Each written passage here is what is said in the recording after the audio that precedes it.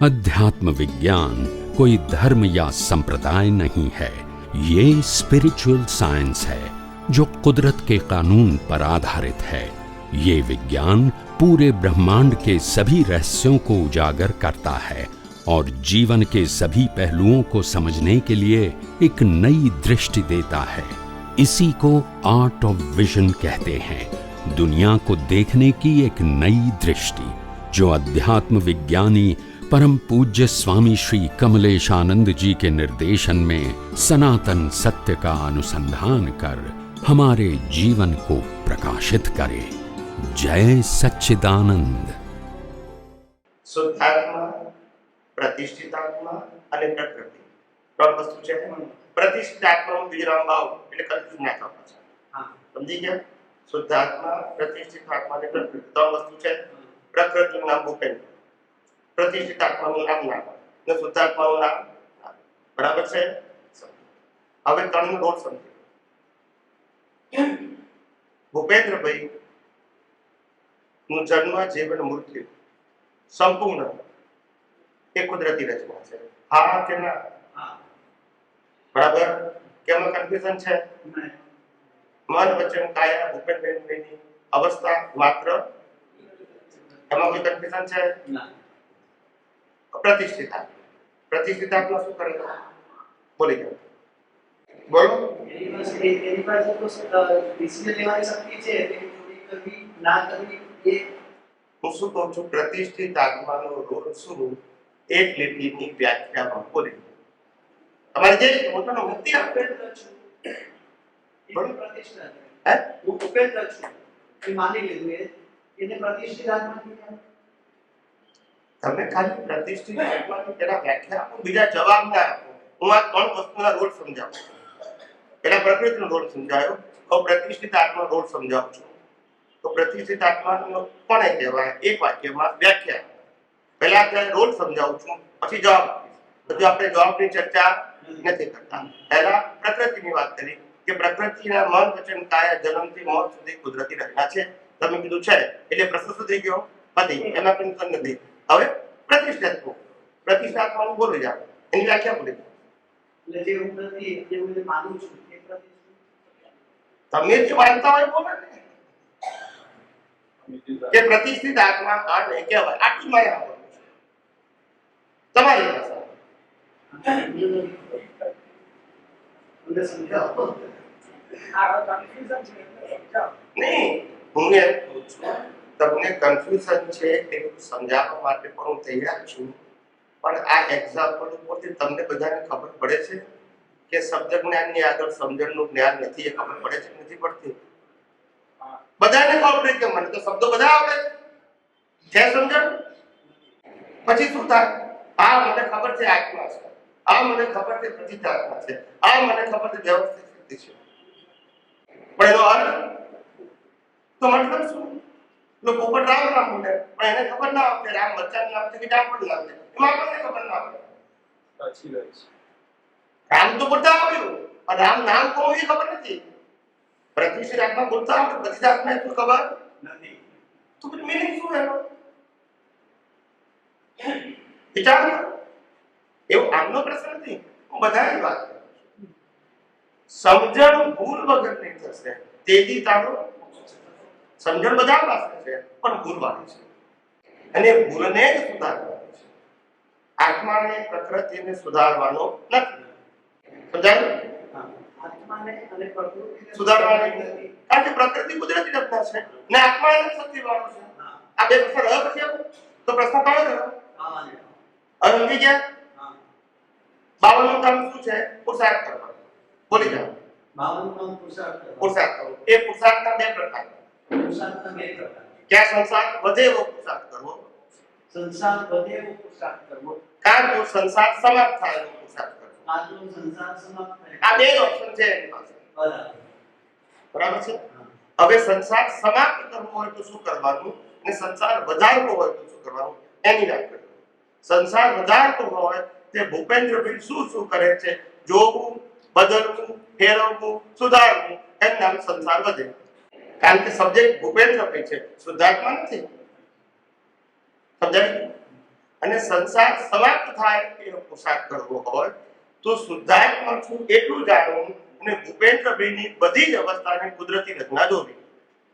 પછી એ શું કરે છે એના ડિટેલમાં જવું નહીં, કારણ કે મારો વિષય, કારણ કે હું ભૂપેન્દ્રનું ચલાવતો, હું શુદ્ધાત્મા છું, હું ચેતન છું, હું અવિનાશી છું ને ભૂપેન્દ્ર એ કુદરતે આપેલું કર્મ ભોગવવાનું સાધન છે. કુદરત એને ચલાવે છે, કર્મ પતી જાય એટલે શ્વાસ બંધ થઈ જશે, લોકોને બહાર નાખશે, મારે લેવા દેવા. હું તો શુદ્ધાત્મા અત્યારે છું અને પછી પણ હું ભૂપેન્દ્રના આધાર નથી, મારા આધારે ભૂપેન્દ્ર છું. ભૂપેન્દ્રના આધારે શુદ્ધાત્મા. સમજી ગયા? સમજી ગયા? એટલે ભૂપેન્દ્ર પ્રતિક્રમણ કરે ના કરે એ મારે ખાલી જોવું. એ પ્રશ્ન કોનો છે? ભૂપેન્દ્ર પ્રતિક્રમણ કરે કે ના કરે પ્રશ્ન કોનો છે? ભૂપેન્દ્ર પ્રતિષ્ઠિત આત્માનો શબ્દ ના પોગે તો એમ કે પાછળ લખેલું છે એ સત્ય છે એની પાછળ લખેલું છે કઈ પાછળ તે તો વાંચો છો. પાછળ નહીં એટલે એની સાથે લખેલું છે કે બીજું શું કરવું. હા એટલે આપણે તો કીધું તો ખરું. હા હું શુદ્ધાત્મા છું ને બાકી બધું કુદરતી રચના છું. ભૂપેન્દ્રભાઈ જે કરે એ કુદરતી રચના. અતિક્રમણ કરે તોય અને પ્રતિક્રમણ કરે તોય. કારણ કે કોણ કરે છે? ભૂપેન્દ્ર અને ભૂપેન્દ્રને શું જોવાનું? કુદરતી રચના. પતી ગયું. કારણ કે તમે શું છો? હું શુદ્ધાત્મા. શુદ્ધાત્મા ભૂપેન્દ્રભાઈને કીધે તું ચોરી કર તો શુદ્ધાત્માની જવાબદારી છે. પ્રતિષ્ઠાત્મા ચોરી કરતો નથી, ભૂપેન્દ્રભાઈ ચોરી કરે છે. હા. હવે ભૂપેન્દ્રભાઈ ચોરી કર્યા પછી માર ખાવો કે માર નહીં માર, એ કોનો પ્રશ્ન છે? પ્રતિષ્ઠિત આત્માનો કે શુદ્ધાત્મા? ભૂપેન્દ્ર તો પછી પ્રતિષ્ઠિત આત્મા ભૂપેન્દ્રમાં કેમ પડે? પ્રતિષ્ઠિત આત્મા હું શુદ્ધાત્મા છું એ પાકું કરું કે હું ભૂપેન્દ્ર છું એ પાકું કરું? હું શુદ્ધાત્મા છું એ પાકું. તો પછી ભૂપેન્દ્ર શું કરે છે એમાં કેમ જોબ નજર પડી? હા હવે સમજી ગયા? એકદમ સરસ. સમજાણું. અનાદિકાળથી આ તો ભૂલો કરી છે. સમજાય છે? જ્યાં સુધી તમારે સંસાર સુધારવો છે, સંસાર સારો જોઈએ છે, પુણ્ય જોઈએ છે, પાપ નથી જોઈતું, તો પછી પ્રાયશ્ચિતની જરૂર છે. પણ તમારે પાપ પુણ્ય જોઈતા નથી, તો પછી પાપ પુણ્યથી મુક્ત થવા એવું અજ્ઞાન. અજ્ઞાન છે તો પાપ પુણ્ય છે, અજ્ઞાન નથી તો પાપ પુણ્ય નથી. અજ્ઞાન શું છે? કે હું ભૂપેન્દ્ર છું ને ભૂપેન્દ્રનું હું ચલાવું છું. વિજ્ઞાન શું છે? કે ભૂપેન્દ્રનું જીવન મન વચન કાયાની અવસ્થા માત્ર. પછી કુદરતના મારું સુધારવાનું. મારી રચના હોય તો સુધારું, કુદરત રચના મારે સુધારવાનું. સમજાયું? કે તું ગોળ ગોળ. કે દાદા બે આજ્ઞા આપી છે. એટલે આ કન્ફ્યુઝન મને કરતો તો વાર થઈ ગયા. કે રિલેટિવમાં હું ભૂપેન્દ્ર છું એ પહેલી આજ્ઞા. બરાબર. રિયલથી હું સુધાર. શુદ્ધાત્મા છું. આ બે આજ્ઞા એક સાથે પડવાની કે ખાલી મારે એક જ શુદ્ધાત્મા છું એ જ આવડે? બે આજ્ઞા પડાય ને સાહેબ. હું શુદ્ધાત્મા છું અને ભૂપેન્દ્ર કુદરતી રચના છે. આપણે ભૂપેન્દ્ર ના પાડી કે ભૂપેન્દ્ર નથી એવું કીધું? હા ભૂપેન્દ્ર છે ને? ભૂપેન્દ્ર હું નથી એમ કીધું. ભૂપેન્દ્ર તો છે જ ને. હા હું શુદ્ધાત્મા છું અને ભૂપેન્દ્ર રિલેટિવ સાથે છે. રિલેટિવ સાથે કુદરતી રચના છે. આપણે ના કેમ પાડે? બરાબર. એટલે ભૂપેન્દ્ર પ્રતિક્રમણ કરે ના કરે એ મારે જોવું જાણવાનું છે. એની અવસ્થા પ્રમાણે કરશે તે પ્રમાણે કુદરતી રચના હશે એ પ્રમાણે. આપણે ભૂપેન્દ્ર જે કંઈ કરે એને જોવું જાણવું કરતા એવું બોલો. ભૂપેન્દ્રભાઈ જે કંઈ કરે મનથી વચનથી કાયાથી એને કુદરતી રચના જો. બસ જોવું જાણવું શબ્દ ના બોલો, કુદરતી રચના જોવું એમ બોલો. કુદરતી રચના. ભૂપેન્દ્રભાઈ જે પણ કરે તે કુદરતી રચનાના આધારે બસ કુદરતી રચના જ છે. સારું કરે, ખરાબ કરે, ગમતું કરે, ના ગમતું કરે, લાભવાળું કરે, નુકસાન કરે, પણ મન વચન કાયની અવસ્થા માત્ર જેનો કોઈ બાપોય રચના નથી અને તે વ્યવસ્થિત બરાબર છે. તો વ્યવસ્થિત તમે તો આપણે આ કરવાનું કે છૂટા કરવાનું કરે. બાપુ તમે સવારે તમને આવ્યું છે કે સિદ્ધાંતમાં વર્તન લઈને કાંઈ પણ પાસે પ્રતિબંધ કરાવવાનું છે કે સંદર્ભે પ્રશ્ન છે તો એ જે આપણે સાંભળ્યું છે કયા સંદર્ભે તમારે તો ક્યારે એ જે શબ્દ છે કે સિદ્ધાંતમાં વર્તન લઈને બાઇબલ પાસે પ્રતિક્રમણ કરાવવાનું છે તો એ જે તે વ્યક્તિ કીધું તે કયા સંદર્ભે કીધું છે કયા મિનિંગમાં વાક્ય કહેવાયું હશે કે તમને ખબર છે તમને ખબર ના હોય અમને ખબર છે કે ધાર્મિક સત્ય છે દુનિયાના તમામ ધર્મગુરુઓ કહે છે તમે ભૂલ કરી તો માફી માંગો તમામ ધર્મગુરુઓ કહે છે એક નથી કહેતા એટલે અમને ખબર છે કયા આધારે કીધું છે જેને કીધું હોય કયા આધારે કીધું છે ધર્મના આધારે દરેક ધર્મગુરુને કહો કે મેં ચોરી કરી છે માફી કોણ કહેશે કે નહીં કહે આ તો કોમન વસ્તુ છે એટલે ધર્મમાં કહેવું ફરજિયાત છે વિજ્ઞાનમાં સબ્જેક્ટ આવતો હવે ખ્યાલ આવી ગયો કોણે કીધું છે અમારો પ્રશ્ન નથી ધર્મમાં આ વાત હોય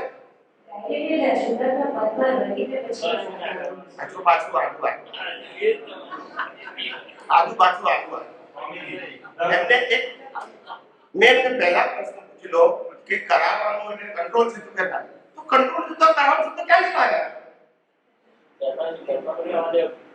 ભાઈ આ ભાઈ કામ કરાવજો કેમ તો કે તારો કંટ્રોલ છે તમે સુપરવાઇઝર છો ને એસિસ્ટન્ટ છે યસ કે નો પણ એ સુપરવાઇઝર તમે એસિસ્ટન્ટ તો કરી શકો કેમ સમજ પડતી નથી આપણે ભૂપેન્દ્રભાઈ ભૂપેન્દ્રભાઈ ચોરી કરી ભૂપેન્દ્રભાઈ માફી માંગે પણ ક્યાં એમ નથી કહ્યું કે ભૂપેન્દ્રભાઈ તમે આ પગમાં લઈને ભૂપેન્દ્રભાઈ પાસે માફી માંગો ભૂપેન્દ્રભાઈ તમે ચોરી કરી છે તો તમે જ માફી માંગો એ કયા સંદર્ભે કહેવાયું છે શું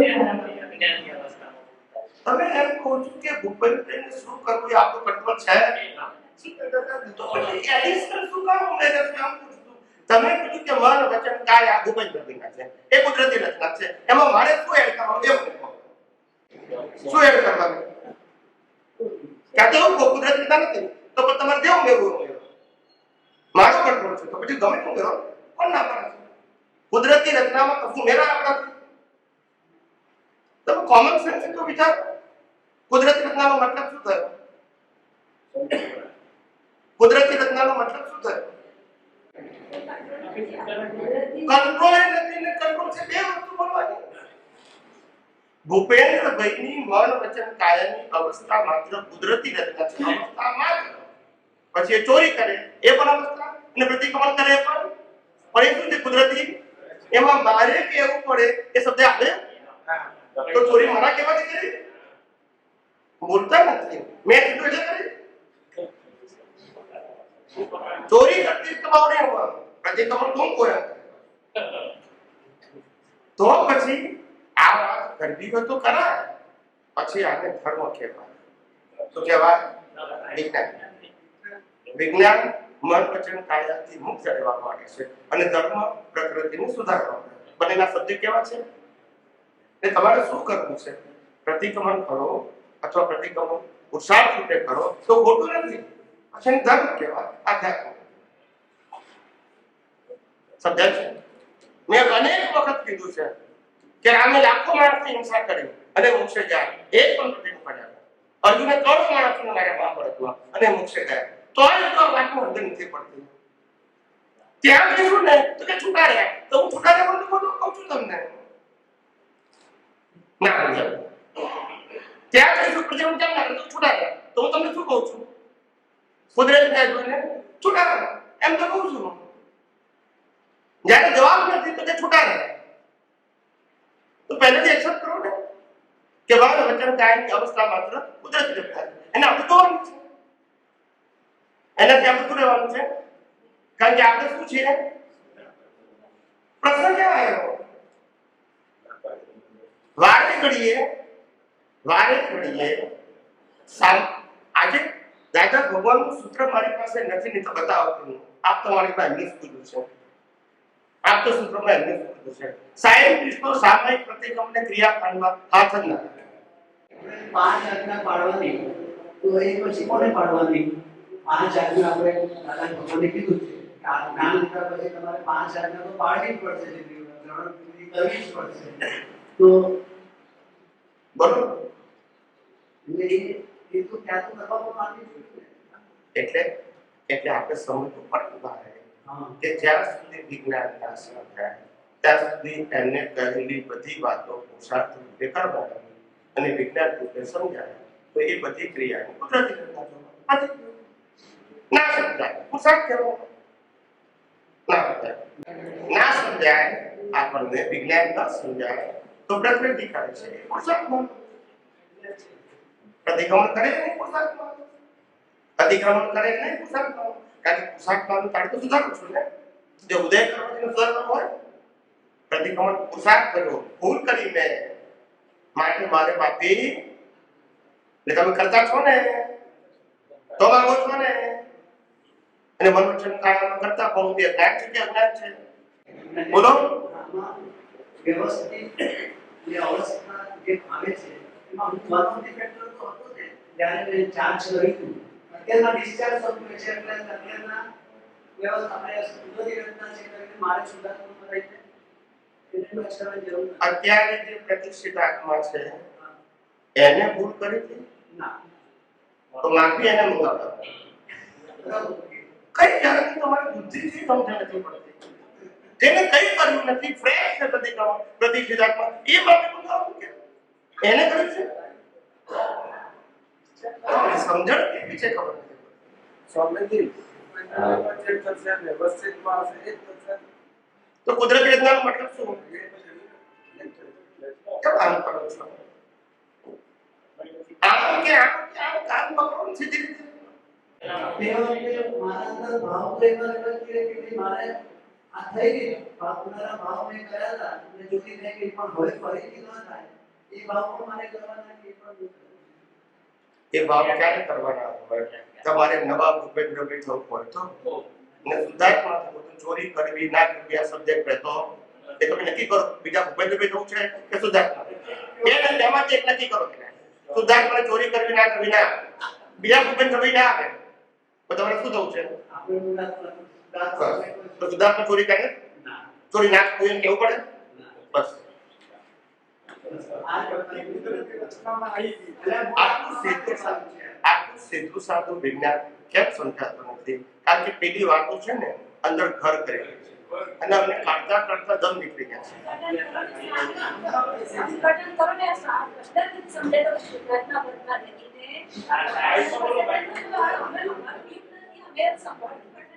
તમારા દ્રષ્ટિએ તમારી વ્યાખ્યા સેન્ટેન્સ અમને સમજાવો મારો કોઈ વ્યૂ નથી પર્ટિક્યુલર અમે તેનો અર્થઘટન સમજવા ઈચ્છીએ છીએ હું કોઈ અર્થઘટન મારા વ્યૂ પોઈન્ટથી નથી કરતો હું બધા જ અર્થઘટન કુદરતી કાનૂન ને કુદરતી રચનાના સિદ્ધાંત ઉપર કહું છું મારો વ્યૂ પોઈન્ટ નથી એ સંદર્ભમાં અને કુદરતી કાનૂન કુદરતના એ મારા નથી મેં બનાવેલા નથી હું ચલાવતો નથી મારો કંટ્રોલ નથી એટલે હું જે કહું છું એ મારો વ્યૂ પોઈન્ટ નથી કુદરતનો કાનૂન કોનો કાનૂન છે બસ અને કુદરતનો કાનૂન શું કરે છે કે મન વચન કાયની અવસ્થા માત્ર કુદરતી રચના છે એ તમારે જોવાનું કુદરતી મન વચન કાયનું શું કરવાનું એ તમારો વિષય નથી બસ તમારો વિષય અત્યારે લાઈવ પ્રતિષ્ઠાનો એટલો છે કે મન વચન કાયની બધી અવસ્થાને કુદરતી બસ કોણે પ્રતિષ્ઠિત લાઈવ આત્મા સમજી ગયા અને મૂળ આત્મા તો પ્રકાશ જ છે